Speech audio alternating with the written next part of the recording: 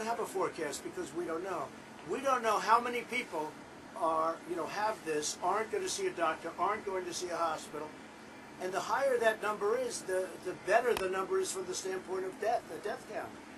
They get better without seeing doctors, without seeing hospitals. So nobody's marking it down. And I think the number is very high. I think that number is much higher, but it never gets reported because they're not going to hospitals or doctors. The ones that get reported are people that are really sick enough to go to a hospital or to a doctor. So it makes the numbers look worse. Well, we're prepared for anything. We're prepared. We are really very highly prepared for anything. And in a short period of time, I mean, what they've done is very incredible. And I've seen what they've done back there. It's really incredible. Just from a health perspective. And by the way, NIH, what they've done, I spent time over there.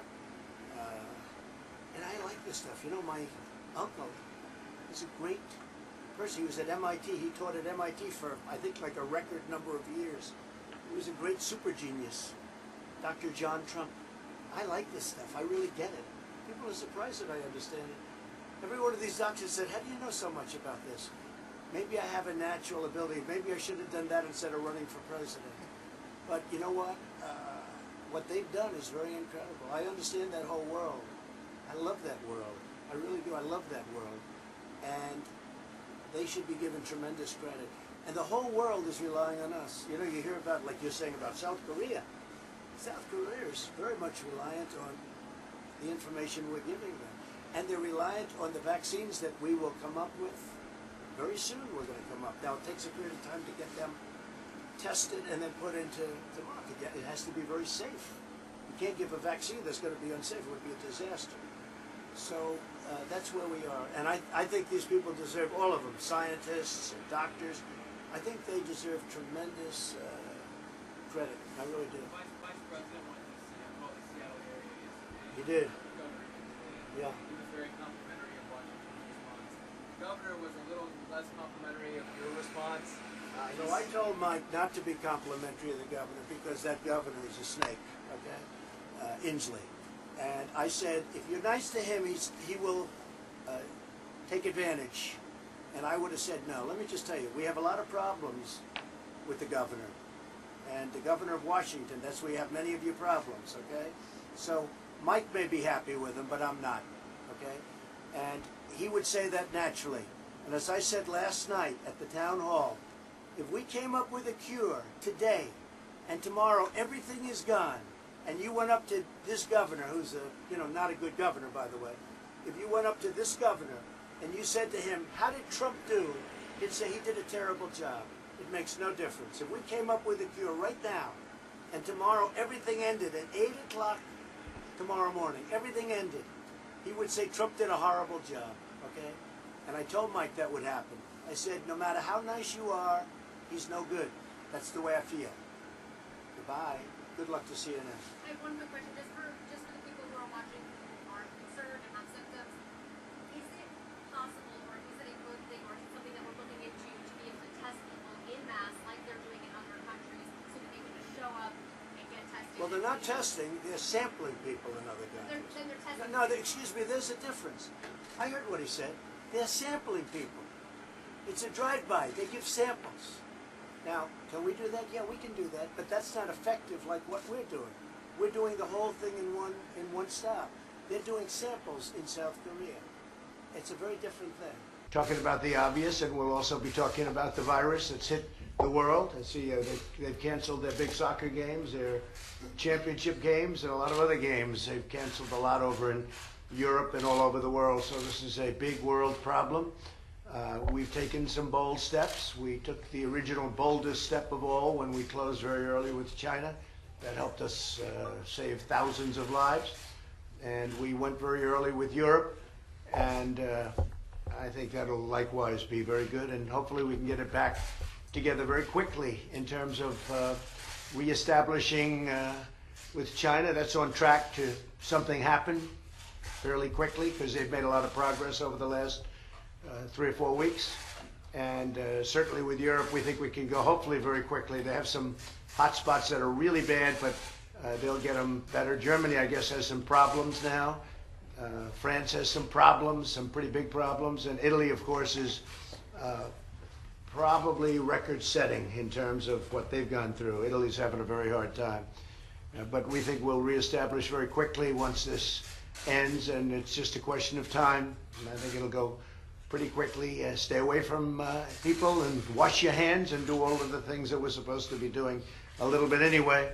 But it'll go very quickly. It's a world problem, and you do need separation in some cases. You have some areas that are very heavily infected, and you have some areas that aren't, frankly. But we do need separation for a little period of time in some cases. And one of the reasons UK basically has been, it's got the border, it's got very strong borders, and they're doing a very good job. They don't have very much infection at this point, and hopefully they'll keep it that way. Do you have any idea what the overall economic impact of these travel restrictions Well, it'll will be a big impact, but it's a bigger impact, and it's also a human impact, which is more important, frankly, than the financial.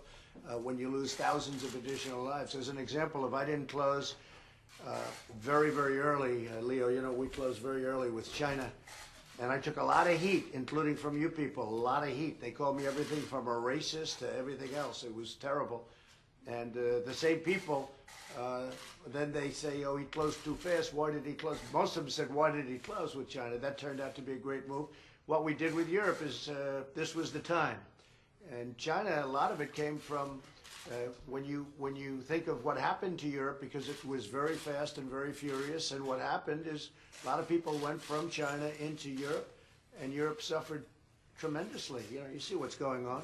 And so I just wanted that to stop as it pertains to the United States, and that's what we've done. We've stopped. Hey, what are your plans, Mr. President, about campaign rallies, about travel outside the White House? You originally had some travel on the schedule for tonight. We had some big rallies. We canceled one that we were thinking about doing in Las Vegas, as you know, and one in Reno, Nevada.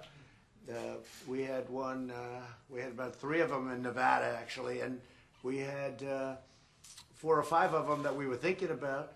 We have a big one in Tampa, all sold out. We had over 100,000 requests for tickets, but I think we'll probably not do it because people would say it's better to not do. You know, we need a little separation until such time as this goes away. It's going to go away. It's going to go away. I was watching Scott this morning, and he was saying within 2 months. But, you know, in the meantime, we want to lose as few people as possible. So important. And what is the number as of this morning? Is it 32? You can tell me. Is it 32 deaths? Steve, around that. I mean, think of it. The United States, because of what I did and what the administration did with China, we have 32 deaths at this point.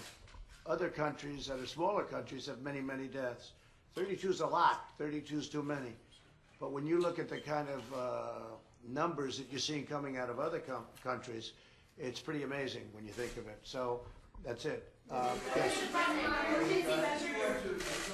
Well,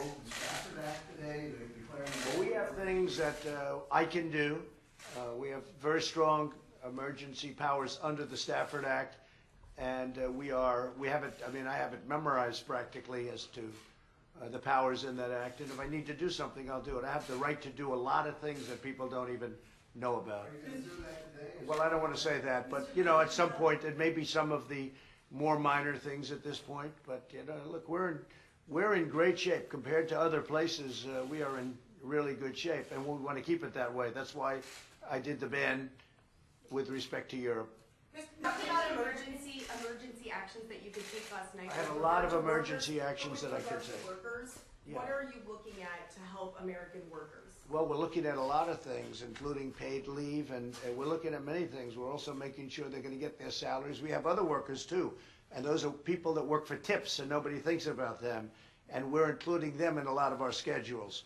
We're also making sure that the companies, which are good companies, stay solvent, have the money necessary to keep functioning. So we have a lot of things that we're working on with the financial markets, and it's going to work out fine. You know, you have to remember the stock market, as an example, is still much higher than when I got here, and it's taken a big hit, but it's going to all bounce back, and it's going to bounce back very big at the right time. When will you decide, though, for the American workers, what steps? Well, we're deciding right now, and we're dealing also, prior to even the Stafford Act, we're dealing with the Democrats in Congress. We'll see what can be done. I happen to think that a payroll tax cut would be a very good idea. Mr. President, can an American still bring back coronavirus under these new travel restrictions? Can I what? Can't an American still bring back coronavirus? Sure, but we have them very heavily tested. If an American's coming back or anybody's coming back, we're testing. We have a tremendous testing setup where people coming in have to be tested.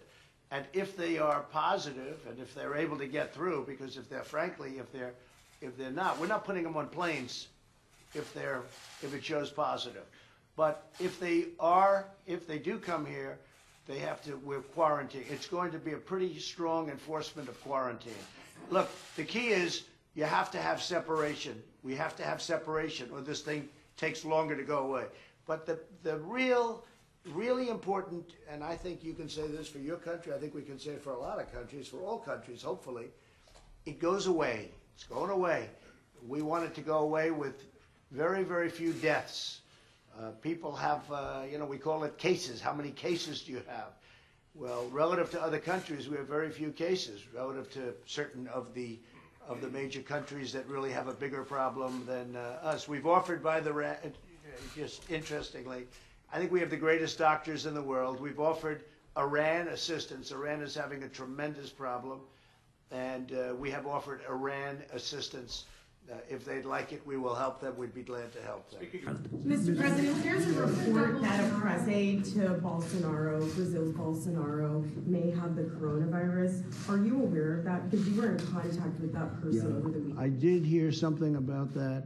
We had dinner together in Florida, at Mar-a-Lago, with the entire delegation. I don't know if the press aide was there. If he was there, he was there. But we did nothing very unusual. We sat next to each other for a period of time, had a great conversation. He's doing a terrific job in Brazil, and we'll find out what happens. I guess they're being tested right now, right? Well, that's what I'm asking you. I'm asking you what update you can provide. Let's put it this way, I'm not concerned. Okay? Mr. President, yesterday we heard from an emergency room physician in Houston who had a patient who was showing symptoms of something, tested negative for the flu. This physician wanted to test this person for coronavirus and got caught in what this doctor described as an infinite loop of stupid, trying to get through to the public health agencies in Texas, trying to get permission for this person to be tested. Is there something you can do as the president to try to cut through those bottlenecks? Yeah, I was watching. They have 1 million tests out now. They're going to have, over the next few days, they're going to have 4 million tests out. And frankly, the testing has been going very smooth. If you go to the right agency, if you go to the right area, you get the test. Now, with that being said, as you know, millions are being produced. This is a brand new thing that just happened, but millions are being produced. If you go back and look at the swine flu and what happened with the swine flu, you'll see how many people died and how actually nothing was done for such a long period of time as people were dying all over the place. We're doing it the opposite. We're very much ahead of everything. This person did contact the correct authorities, but they were closed for the day, that he was on hold for an hour, simply trying to get a test. Well, you're talking about one case. I mean, I could certainly look into it, John. It's one case. I've heard also it goes very well. I watched Scott Gottlieb today, who was with us, and I respect him a lot. I like him and I respect him, and he was talking about how we have so many different tests, and in some cases they're in California where we have too many, and then in other cases the distribution could be a little bit better for certain areas, but we've done a good job on testing, and it was very interesting. You might ask Scott about it, actually.